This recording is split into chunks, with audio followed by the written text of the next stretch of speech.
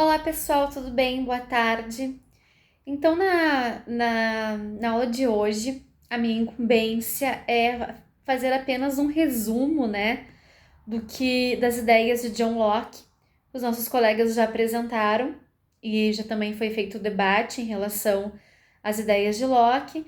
Então, eu vou trazer para vocês um videozinho rápido, apenas as ideias principais de John Locke, fazendo de vez em quando algumas comparações com o Hobbes que eu apresentei na aula passada, tá?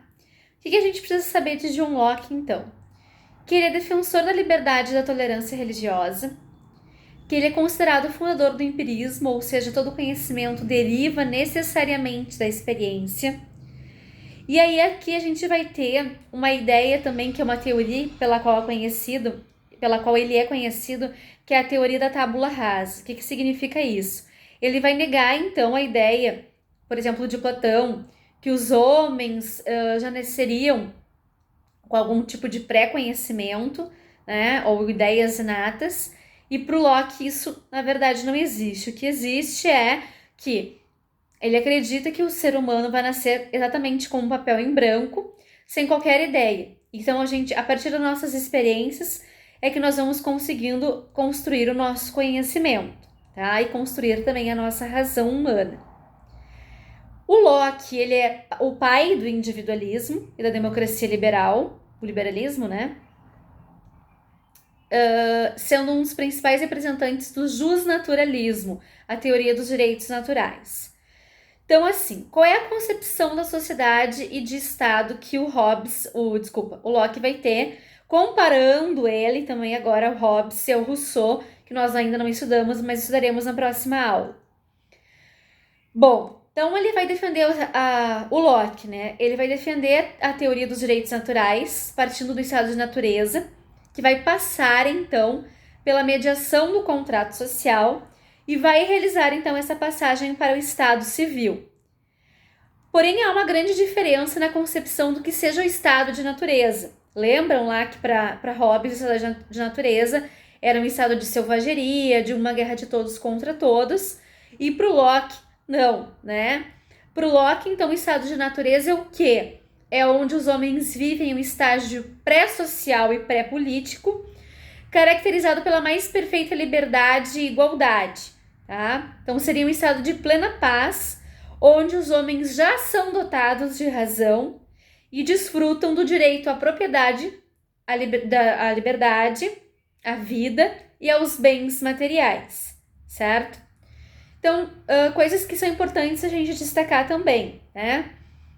A propriedade já existe, então, para o Locke no estado de natureza e está condicionada à capacidade de trabalho, isso é, do homem de cultivá-la. E também a propriedade é uma instituição anterior à sociedade. Por isso, um direito natural do indivíduo que não pode ser violado pelo Estado. Tá, mas e como é que era para o Hobbes? Vamos lembrar um pouquinho. Para o Hobbes, a propriedade ela inexiste no estado de natureza, ela vai ser instituída por quem? Pelo Estado, pelo Leviatã, após a formação da sociedade civil. E o Estado, para o Hobbes, ele pode suprimir a propriedade dos súditos, e para o Locke não, porque a propriedade privada é muito importante, certo? A questão do contrato social, né?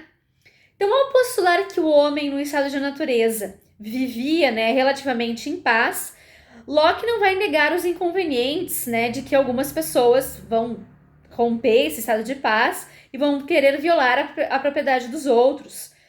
Por quê? Porque não existe uma lei estabelecida, né, que vai executar as sentenças de quem violar a propriedade alheia.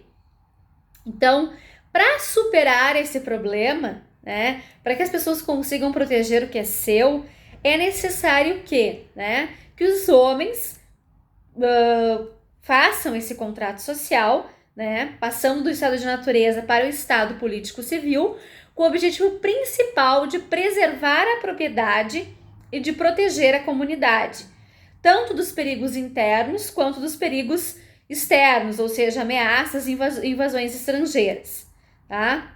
Então o Locke, ele acredita que esse pacto, né, social entre os homens, ele tem que ser feito através do consentimento. E também ele vai destacar que a sociedade civil, ela, quando concorda livremente em fazer esse pacto, passa a preservar e consolidar ainda mais os direitos que possuíam nesse estado de natureza, que a vida, a liberdade e os bens, e são agora melhor protegidos sob o amparo da lei. Então ele traz bem essa questão da lei, que ele foca como importante, né? Bom, outra coisa que ele vai pontuar, né, é que esse consentimento, esse pacto social que as pessoas vão fazer, tem que ser um consentimento unânime de todos. Lembrem-se que é bem diferente de Hobbes, porque para Hobbes não precisa de um consentimento, é necessário que as pessoas se submetam a um grande poder supremo vindo de uma única pessoa, que é o Leviatã. Para Locke, não, né? É necessário um consentimento unânime de todas as pessoas. Então, isso também é importante, tá?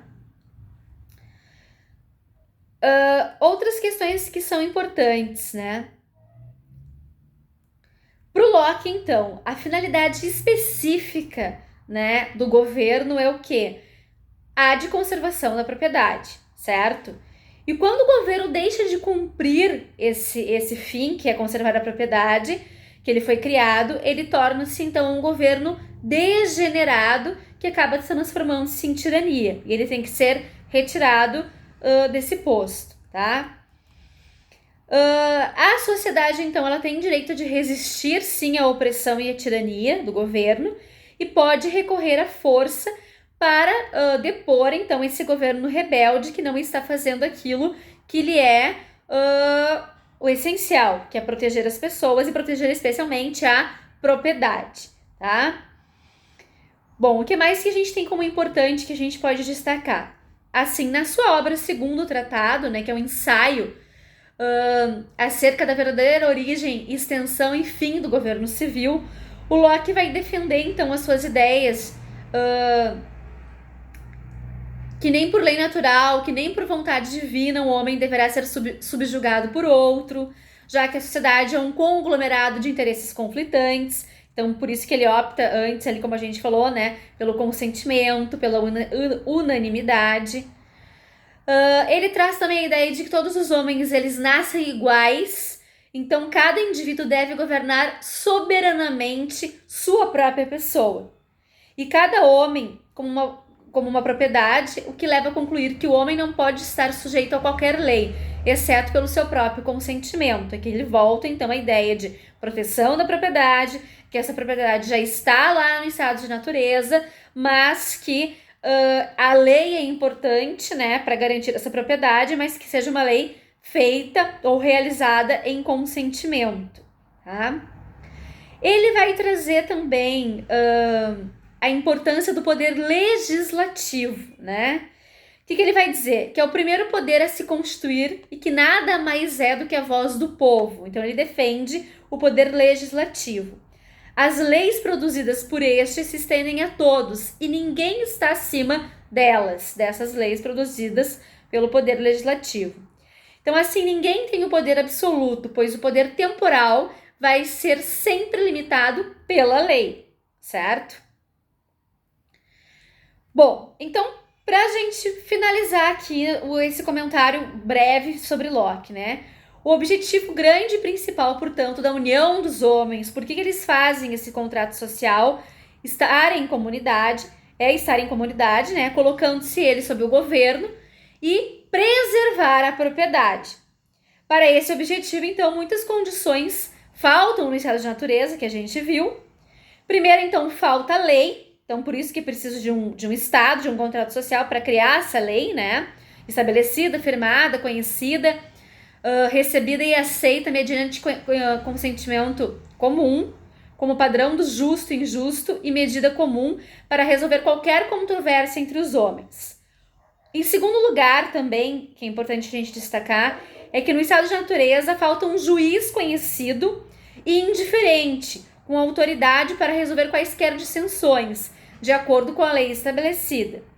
E outro quesito também, o terceiro ponto da questão do contrato social é que no estado de natureza, frequentemente falta poder que apoie e sustente a sentença quando justa, dando-lhe a devida execução. Então aí Com esses 3 pontos, ele vai, então, defender a questão do contrato social, através do consentimento dos cidadãos, certo?